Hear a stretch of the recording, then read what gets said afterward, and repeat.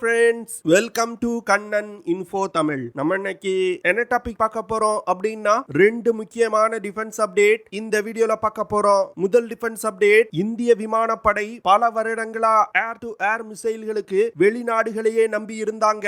ஆனா சமீப காலமா இந்தியா தன்னுடைய உள்நாட்டு ஏர் டு ஏர் மிசைல் டெவலப்மெண்ட்டை வேகப்படுத்தி இருக்காங்க. அந்த வகையில Astra-mk2 அப்படிங்கிற ஒரு அதிநவீன ஏர் டு ஏர் மிசைலை டெவலப் செய்து இந்திய விமானப்படை விமானங்கள்ல இணைச்சாங்க. இதனை தொடர்ந்து Astra-mk2 பியாண்ட் விஷுவல் ரேஞ்ச் மிசைலை டெவலப் செய்யறதுல DRDO கவனம் செலுத்தி வந்தாங்க. தற்போது Astra-mk2 மிசைல் டெவலப்மெண்ட் குறித்து சில முக்கியமான விஷயங்கள் வெளிவந்திருக்கு. அது என்ன விஷயங்கள்? Astra-mk2 மிசைல இந்தியா எதற்காக டெவலப் செய்யறாங்க? இந்த மிசைல்களை சீனா மற்றும் பாகிஸ்தானுக்கு எதிராக இந்தியா எப்படி பயன்படுத்த திட்டமிட்டிருக்காங்க அப்படிங்கிறது குறித்து பார்க்கலாம். இரண்டாவது அப்டேட், தேஜஸ் MK1A விமானத்துல ரஃபேல் போர் விமானங்கள் போன்று அதிநவீன மிசைல்களை இணைக்க முடியாத சூழ்நிலை இருந்து வந்தது. ஆனா தற்போது இந்தியா தேஜஸ் MK1A விமானத்துல சில முக்கியமான மாற்றங்களை கொண்டு வந்திருக்காங்க. இதன் மூலமா அதிநவீன ஏர் டு ஏர் மிசைல்களை தேஜஸ் MK1A விமானத்துல இணைக்க முடியும். இந்தியா தேஜஸ் MK1A விமானத்துல என்ன மாற்றங்களை கொண்டு வந்திருக்காங்க? தேஜஸ் MK2 விமானத்துல இணைய உள்ள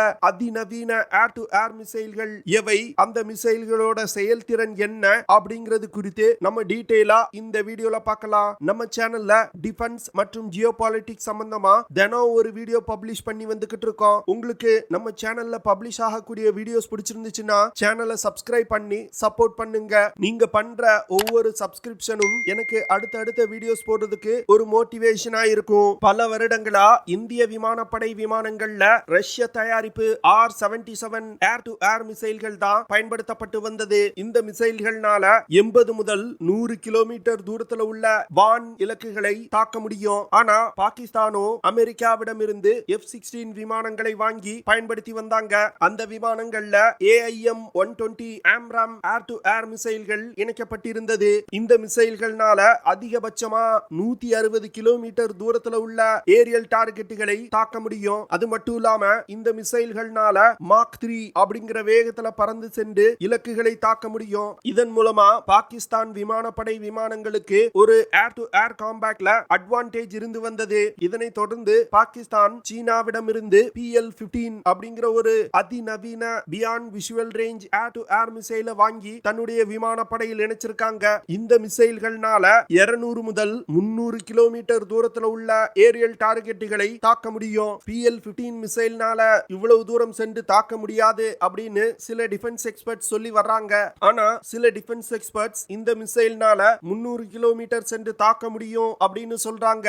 இதனால பாகிஸ்தான் மற்றும் சீன விமானப்படை விமானங்களுக்கு இந்திய விமானப்படை விமானங்களோடு ஒரு ஏர் டு ஏர் காம்பேட் நடத்தும் பொழுது ஒரு மிகப்பெரிய அட்வான்டேஜ் கிடைக்கும். நமது விமானங்கள் பாகிஸ்தான் மற்றும் சீன விமானப்படை விமானங்கள் கிட்ட நெருங்க முடியாத சூழ்நிலை ஏற்படும். ஏன்னா அந்த விமானங்கள்னால 300 கிலோமீட்டர் தூரத்துல இருந்து நமது விமானங்கள் மீது மிசைலை லான்ச் செய்து தாக்கி அளிக்க முடியும். இந்த அட்வான்டேஜை முறியடிப்பதற்கு தான் இந்தியா கையில் எடுத்த திட்டம் அஸ்த்ரா ஏர் to air missile development project. அது மட்டும் இல்லாம மற்ற ஐரோப்பிய நாடுகளிடமிருந்து ஏர் டு ஏர் மிசைல்களை வாங்கணும்னா மிசைல்களோட விலை மிகவும் அதிகம். ஒரு யுத்த நேரத்துல இது போன்ற ஏர் டு ஏர் மிசைல்கள் மிகவும் ஒரு குரூஷியலான ரோலை பிளே பண்ணும். ஏன்னா ஒரு யுத்த நேரத்துல எதிரிகளின் ஃபைட்டர் ஜெட் விமானங்கள், எரிபொருள் நிரப்பக்கூடிய டேங்கர் மற்றும் ரீஃபியூலர் விமானங்கள், எதிரி விமானப்படை விமானங்களுக்கு டார்கெட் குறித்தான விஷயங்களை அனுப்பக்கூடிய அவாக்ஸ் விமானம் போன்ற பல்வேறு ஏரியல் டார்கெட்டுகளை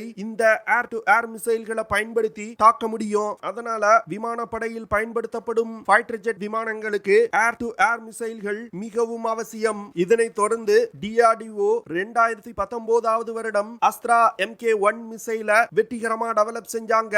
இந்த மிசைல் தான் இந்தியாவில் உருவாக்கப்பட்ட முதல் ஏர் to air missile. Astra-mk1 missile தற்போது இந்திய விமானப்படை விமானங்கள்ல பயன்படுத்தப்பட்டு வரும் ரஷ்ய தயாரிப்பு R-77 மிசைல்களை ரீப்ளேஸ் செஞ்சு வந்துகிட்டு இருக்கு. Astra-1 மிசைல் தற்போது இந்திய விமானப்படை விமானங்களான Su-30 MKI, MiG-29 UPG மற்றும் MiG-29K போன்ற விமானங்கள்ல ஏற்கனவே இணைக்கப்பட்டு விட்டது. தேஜஸ் MK1 மற்றும் தேஜஸ் MK1A விமானத்துல இணைக்கும் பணி தற்போது நடைபெற்று வருது. ஃபியூச்சர்ல இந்தியா தயாரிக்க உள்ள AStra-mk2 போன்ற அதிநவீன தொழில்நுட்பம் கொண்ட 5th ஜெனரேஷன் ஃபைட்டர் ஜெட் விமானங்கள்ல கூட இந்தியா இந்த அஸ்த்ரா மிசைல்களை பயன்படுத்துவதற்கு தான் திட்டமிட்டு இருக்காங்க.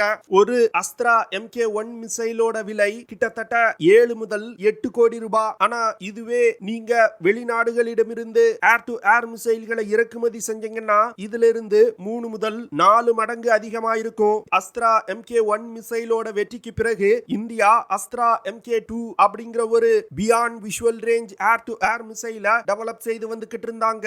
இந்த சூழ்நிலையில DRDO நிறுவனம் Astra-mk2 மிசைலோட அனைத்து சோதனைகளும் முடிக்கப்பட்டு விட்டதாகவும் மிசைல் சோதனையின் போது மிக சிறப்பா செயல்பட்டதாகவும் சொல்லியிருக்காங்க. இதனை தொடர்ந்து Astra-mk2 மிசைல குறைந்த அளவுல தயாரித்து இந்திய விமானப்படை விமானங்கள்ல இணைக்க முடிவு செஞ்சிருக்காங்க. Astra-mk2 மிசைல் டெவலப்மெண்ட் இந்திய விமானப்படை விமானங்களின் செயல்திறனை மிகப்பெரிய அளவுல உயர்த்தும் அப்படின்னு டிஃபென்ஸ் எக்ஸ்பர்ட் சொல்றாங்க. Astra-mk2 மிசைல்களை தற்போது இந்திய விமானப்படையில் பயன்பாட்டில் இருந்து வரும் Su-30 MKI, LCA தேஜஸ், மிராஜ் 2000, Mi-29 போன்ற அனைத்து விமானங்களையும் பயன்படுத்த இந்தியா திட்டமிட்டிருக்காங்க.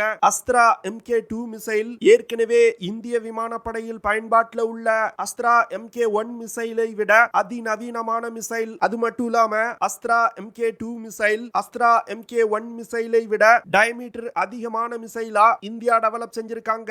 இதன் மூலமா அதிகமான எரிபொருளை இந்த மிசைல்னால எடுத்து செல்ல முடியும். Astra-mk1 மிசைலை விட அதிகமான எரிபொருளை எடுத்து செல்ல முடியும்னா Astra-mk2 மிசைல்னால கிட்டத்தட்ட 160 கிலோமீட்டருக்கும் மேல உள்ள ஏரியல் டார்கெட்டுகளை தாக்க முடியும். அமெரிக்காவின் AIM-120 ஆம்ராம் மிசைல்களுக்கு நிகரான ஒரு மிசைலை இந்தியா டெவலப் செஞ்சிருக்காங்க. Astra-mk2 மிசைல்னால மாக் 4.5 அப்படிங்கிற வேகத்துல பறந்து சென்று இலக்குகளை தாக்க முடியும். அதாவது ஒலியின் வேகத்தை விட 4.5 மடங்கு வேகமா சென்று இலக்கை தாக்கும். இந்த மிசைல்னால அதிகபட்சமா 20 கிலோமீட்டர் உயரத்துல பறக்க முடியும். Astra-mk2 மிசைல்னால Astra-mk1 மிசைலை விட 50 கிலோமீட்டர் அதிகமான தூரத்துல உள்ள இலக்குகளை தாக்க முடியும். Astra-mk2 மிசைல்ல 2 ஸ்டேஜ் கொண்ட ராக்கெட் மோட்டார் பயன்படுத்தப்படுது. Astra-mk2 மிசைல்ல முதல் ஸ்டேஜ்ல சற்று குறைவான செயல்திறன் கொண்ட எரிபொருள் பயன்படுத்தப்படுது. இரண்டாவது ஸ்டேஜ்ல அதிக செயல்திறன் கொண்ட எரிபொருள் பயன்படுத்தப்படுது. இதனால டார்கெட்டை தாக்குவதற்கு முன் இருக்கக்கூடிய மிசைலோட இறுதி கட்டத்துல இந்த மிசைல்கள்னால அதிவேகமா பறந்து சென்று இலக்குகளை தாக்க முடியும். அஸ்த்ரா மிசைல்ல உள்நாட்டிலே தயாரிக்கப்பட்ட AESA சீக்கர்கள் இணைக்கப்பட்டிருக்கு. அது மட்டும் இல்லாம இந்த மிசைல்ல 2-வே டேட்டா லிங்க் சிஸ்டமும் இணைக்கப்பட்டிருக்கு. இதன் மூலமா மிசைலை லான்ச் செய்த விமானத்துல இருந்து டார்கெட் குறித்தான இன்புட்டை மிசைலுக்கு அனுப்ப முடியும். டார்கெட் ஒரு இடத்துல இருந்து இன்னொரு இடத்துக்கு நகர்ந்துச்சுன்னா டார்கெட் எந்த இடத்துக்கு நகர்ந்திருக்கு அப்படிங்கிறது தொடர்பான கோஆர்டினேட்ஸையும் அந்த மிசைலுக்கு அனுப்பி வைக்க முடியும். இதன் மூலமா அஸ்த்ரா மிசைல்கள்னால மிக துல்லியமா இலக்கை தாக்க முடியும். Astra-mk1 டெவலப்மெண்ட் முடிந்த பிறகு DRDO நிறுவனம் Astra-mk2 மிசைல் டெவலப்மெண்ட் குறித்து எந்த விஷயங்களையும் வெளியிடாமல் மிகவும் ரகசியமா வச்சு வந்துகிட்டு இருந்தாங்க. இந்த சூழ்நிலையில தான் DRDO Astra-mk2 மிசைலோட அத்தனை சோதனைகளும் முடிக்கப்பட்டு விட்டதா அறிவிச்சிருக்காங்க. இந்த மிசைல் டெவலப்மெண்ட்டை டிஃபென்ஸ் எக்ஸ்பர்ட்ஸ் மிகவும் ஒரு முக்கியமான விஷயமா பார்க்கறாங்க. ஏன்னா தற்போது இந்திய சீன எல்லையில நிலவி வரும் பிரச்சனைகள் மற்றும் பாகிஸ்தான் எல்லையில நிலவி வரும் பிரச்சனைகளை சமாளிக்கணும்னா இந்தியாவுக்கு இது போன்ற அதிக தூரம் தாக்குதல் வரம்பு கொண்ட ஏர் டு ஏர் மிசைல்கள் மிகவும் அவசியம். Astra-mk2 மிசைல் மட்டும் அதிக எண்ணிக்கையில் தயாரிக்கப்பட்டு இந்திய விமானப்படை விமானங்கள்ல இணைக்கப்பட்டால் இந்திய விமானப்படை விமானங்களின் ஏர் டு ஏர் காம்பேட் கேப்பபிலிட்டியில ஒரு மிகப்பெரிய முன்னேற்றம் ஏற்படும். அது மட்டும் இல்லாம அஸ்த்ரா மிசைல்களை இந்தியா பல வெளிநாடுகளுக்கு ஏற்றுமதி செய்வதற்கும் முயற்சி செய்து வந்துகிட்டு இருக்காங்க. இதனால இந்தியாவுடைய டிஃபென்ஸ் ஏற்றுமதியும் மிகப்பெரிய அளவுல அதிகரிக்கும். இரண்டாவது அப்டேட், இந்தியா தன்னுடைய தேஜஸ் விமானங்களோட செயல்திறனை தொடர்ந்து அதிகரிச்சு வந்துகிட்டு இருக்காங்க. அந்த வகையில இந்தியா புதிதாக உருவாக்கி வரும் தேஜஸ் MK1A விமானத்துல அதிநவீன ஏர் டு ஏர் மிசைல்களை இணைப்பதற்கு ஒரு முக்கியமான அப்கிரேட செஞ்சிருக்காங்க. அதாவது பழைய தேஜஸ் MK1 விமானத்துல குறைந்த செயல்திறன் கொண்ட ரடார் சிஸ்டமே இணைக்கப்பட்டிருந்தது. இந்த ரடார் சிஸ்டத்தை மாற்றி தற்போது உள்நாட்டிலே தயாரித்த உத்தம் AESA ரடார் சிஸ்டம் இந்த விமானத்துல இணைக்கப்பட உள்ளது. உத்தம் AESA ரடார்ல 912 டிரான்ஸ்மிட் ரிசீவ் மாடல்கள் இருக்கு. இதனால இந்த ரடார்கள்னால தொலைதூரத்துல உள்ள டார்கெட்டுகளையும் கண்டுபிடிக்க முடியும். இதுவரைக்கும் பழைய ரடார் சிஸ்டத்தை தேஜஸ் விமானத்துல பயன்படுத்தி வந்துட்டு இருந்ததனாலதான் குறைவான தாக்குதல் தூரம் கொண்ட ஏர் டு ஏர் மிசைல்களை இந்தியா பயன்படுத்தி வந்தது. தற்போது வரைக்கும் தேஜஸ் MK1 விமானத்துல குறைந்தபட்சமா 20 கிலோமீட்டர்ல இருந்து அதிகபட்சமா 50 கிலோமீட்டர் தாக்குதல் வரம்பு கொண்ட பைத்தான் R-73 ஐடெர்பி போன்ற ஏர் டு ஏர் மிசைல்கள் தான் பயன்படுத்தப்பட்டு வந்தது. தற்போது புதிதாக இணைக்கப்பட்டிருக்க உதம் AES ரடார் மூலமா அதிக தாக்குதல் வரம்பு கொண்ட ஏர் டு ஏர் மிசைல்களை தேஜஸ் MK1A விமானத்துல இணைக்க முடியும். இதனை தொடர்ந்து தேஜஸ் MK1A விமானத்துல 2 ஐரோப்பிய தயாரிப்பு ஏர் டு ஏர் மிசைல்களை இந்தியா இணைக்க போறாங்க.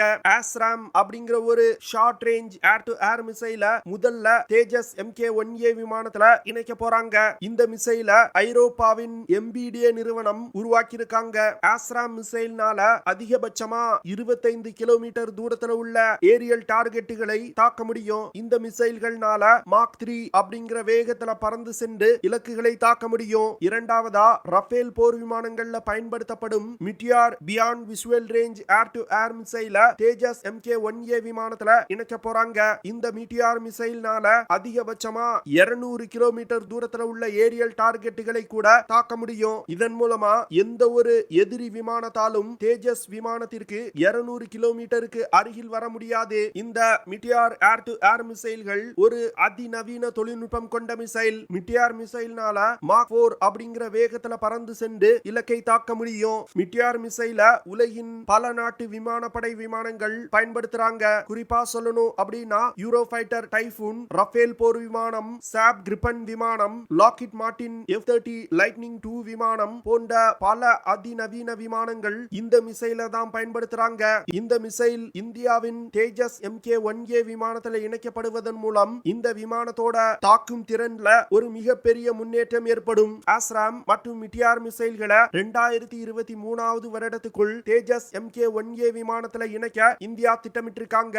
அதிக செயல்திறன் கொண்ட உதம் AES ரடார் சிஸ்டத்தை தேஜஸ் MK1A விமானத்தில் இணைத்திருப்பதன் மூலம் அதிக ரேஞ்ச் கொண்ட ஏர் டு ஏர் மிசைல்களை தேஜஸ் MK1A விமானத்துல இணைக்க முடியும். ஆஸ்ட்ராம் மற்றும் மிட்டியார் மிசைல்களை தேஜஸ் MK1A விமானத்துல இணைத்த பிறகு இந்தியாவின் உள்நாட்டு தயாரிப்பு ஏர் டு ஏர் மிசைல்களான Astra-mk1, MK2 மற்றும் MK3 மிசைல்களையும் தேஜஸ் MK1A விமானத்துல இணைக்க இந்தியா திட்டமிட்டிருக்காங்க. தேஜஸ் MK1A விமானத்துல Astra-mk1, மிட்டியார், Astra-mk2, MK3 போன்ற அதிக தாக்குதல் வரம்பு கொண்ட ஏர் டு ஏர் மிசைல்களை பயன்படுத்த முடியும். இதன் மூலமா இந்தியாவின் தேஜஸ் MK1A விமானத்திற்கு அருகில் எதிரி விமானங்கள் நெருங்க முடியாத சூழ்நிலை ஏற்படும். ஓகே ஃப்ரெண்ட்ஸ், நம்ம வீடியோவோட நிறைவு பகுதிக்கு வந்துட்டோம். இதெல்லாம் தான் நான் உங்ககிட்ட ஷேர் பண்ணணும் அப்படின்னு நினைச்ச விஷயங்கள். ஐ ஹோப் நான் ஷேர் பண்ண விஷயங்கள் உங்களுக்கு பிடிச்சிருக்கும் நினைக்கிறேன். அப்படி பிடிச்சிருந்துச்சுன்னா ஷேர் பண்ணுங்க, லைக் பண்ணுங்க, கமெண்ட் பண்ணுங்க. மறக்காம நம்ம சேனலுக்கு சப்ஸ்கிரைப் பண்ணுங்க. அப்படியே அந்த பெல் நோட்டிபிகேஷனை கிளிக் பண்ணி ஆல்ங்கிற ஆப்ஷனை எனேபிள் பண்ணிக்கங்க. See you in the next video. Jai Hind.